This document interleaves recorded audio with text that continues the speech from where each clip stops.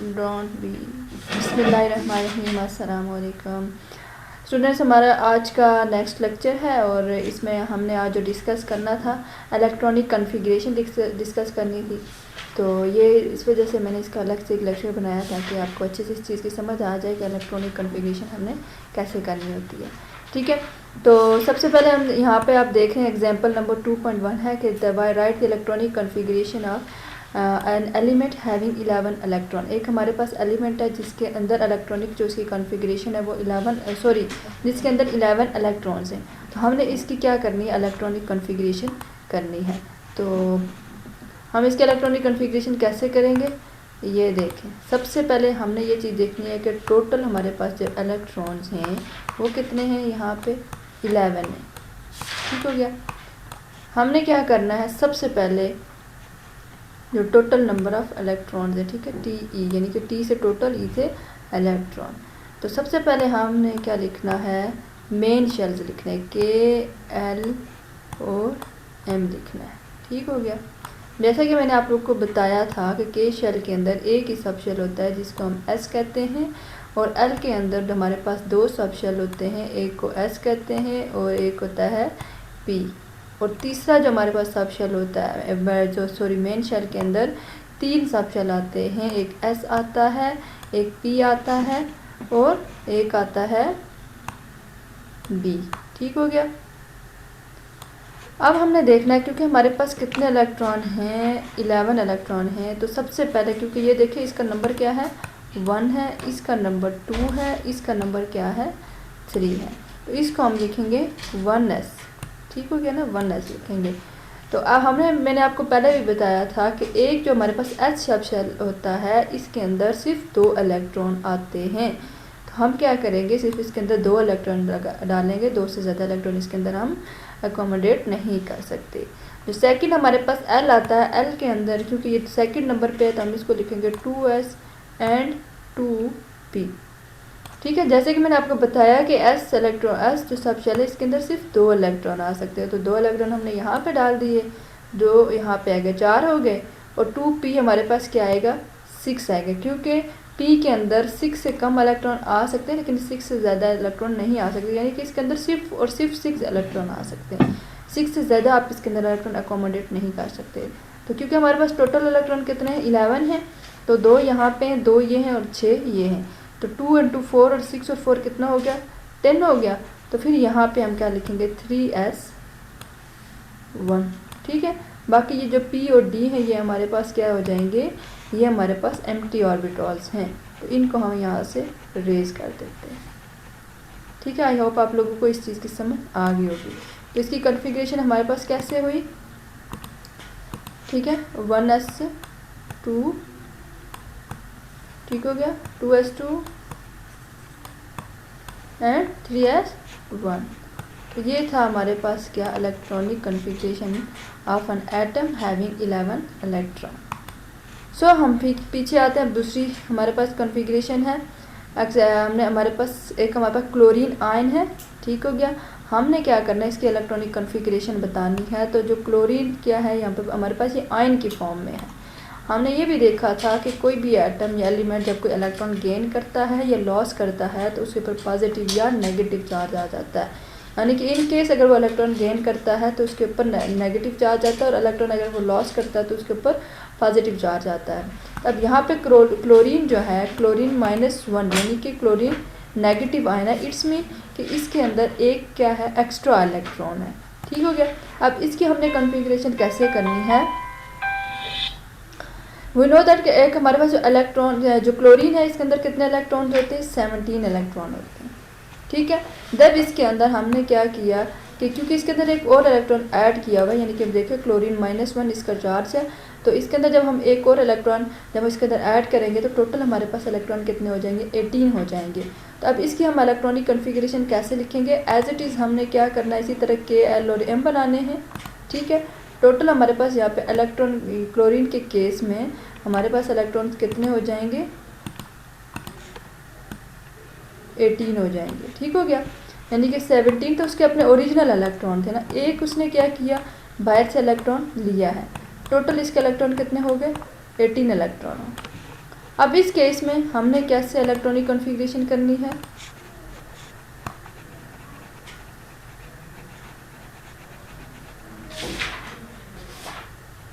As it is वैसी की वैसी ही इलेक्ट्रॉनिक कॉन्फ़िगरेशन होगी।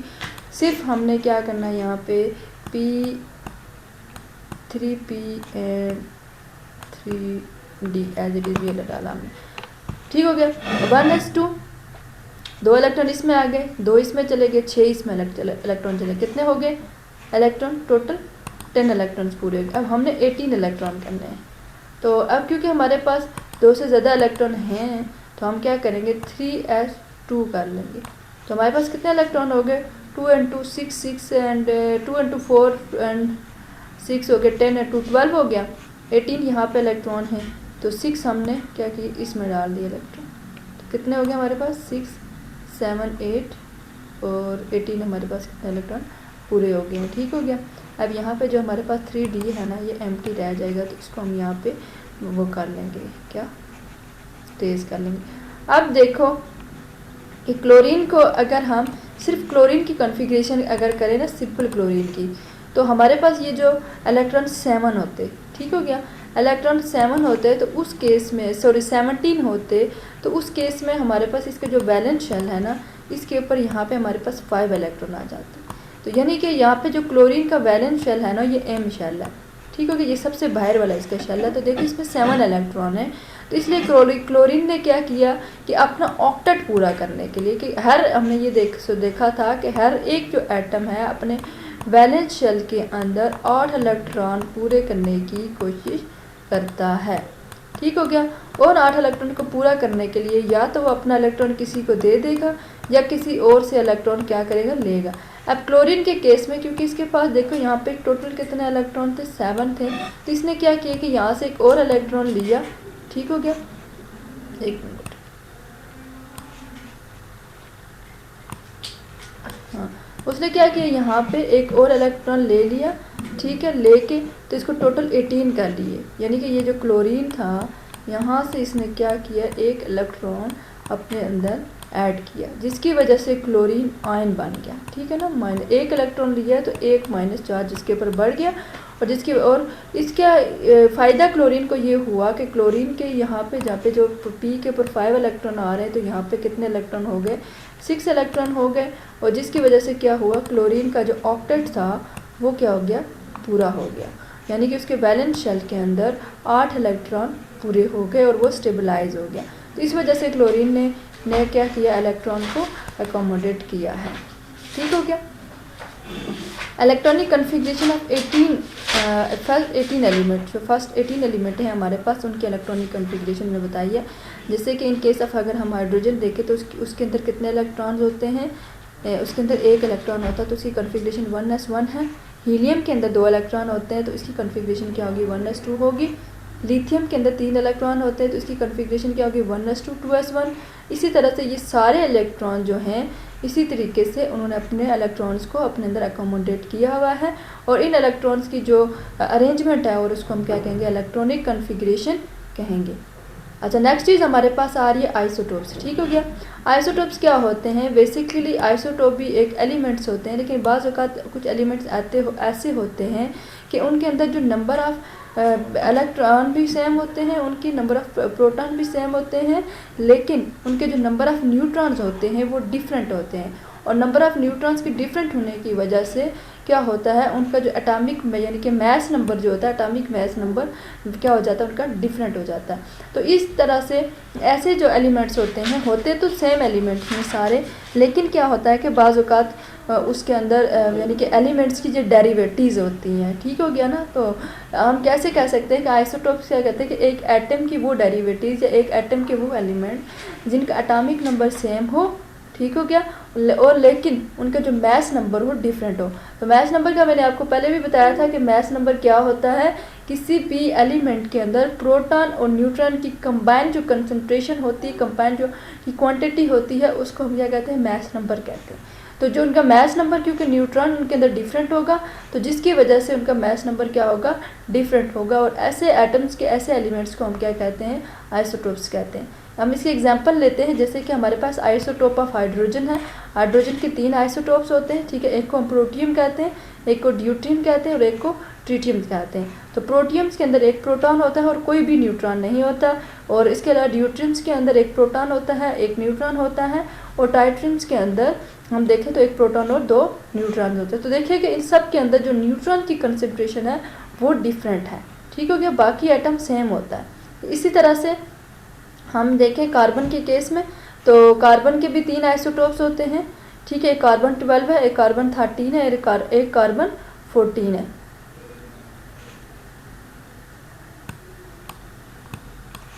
और कार्बन 13 है, कार्बन 40। अच्छा देखें इसके अंदर, देखें एक कार्बन, ये वाला जो कार्बन है इसके अंदर 6 प्रोटॉन है, न्यूट्रॉन भी 6 हैं, तो ये कार्बन 12 है। इस केस में हम देखें तो इसके अंदर 6 प्रोटॉन है, न्यूट्रॉन्स कितने 7 है, इसके अंदर 8 न्यूट्रॉन्स हैं। तो देखें कि यहाँ पे तीनों के अंदर जो है ना न्यूट्रॉन्स क्या हैं, डिफरेंट है। तो इसमें ये क्या है, कार्बन के आइसोटोप्स है। इसी तरह से क्लोरीन है, क्लोरीन के 2 आइसोटोप्स होते हैं, ठीक है। एक उसका क्लोरीन 35 होता है, क्लोरीन 37 होता है, यानी कि एक के अंदर एक के अंदर जो है ना हमारे पास इसके अंदर 18 हमारे पास प्रोटॉन है, लेकिन इसके अंदर न्यूट्रॉन है, इसके अंदर कितने 18 न्यूट्रॉन्स हैं। इसी तरह से 18 नहीं है, आगे ज़्यादा है एक के अंदर। तो इसी तरह से आइसोटोप ऑफ यूरेनियम हम देखें तो इस तरह इनके अंदर भी डिफरेंट, यानी कि इनके जो मास नंबर देखें वो डिफरेंट है, लेकिन इनका एटॉमिक नंबर सबका सेम है, 92 92 90। लेकिन देखिए इसका वो 234 है, 235 है, 238, एक का 230। यानी कि ये देखिए तो हमारे पास जितने भी ये एलिमेंट्स हैं, यानी कि जिनका मास नंबर डिफरेंट, एक ही एटम के डिफरेंट एलिमेंट होते हैं, ठीक। एक एटम जो होता है उसके डिफरेंट एलिमेंट्स हैं और उनके नंबर, मास नंबर जो है उनका डिफरेंट है, लेकिन उनका एटॉमिक नंबर क्या है, सेम है, ठीक हो गया।